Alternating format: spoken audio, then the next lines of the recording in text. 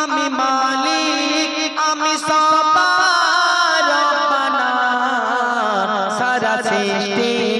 রোদ বৃষ্টি সবই আমার সূচনা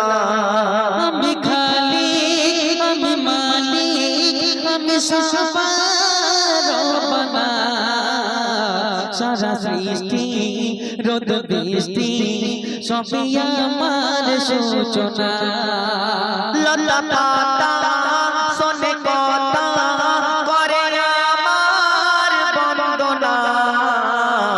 আমি আল্লাহ রাসূল আল্লাহ ভালোবাসায় দিওয়ানা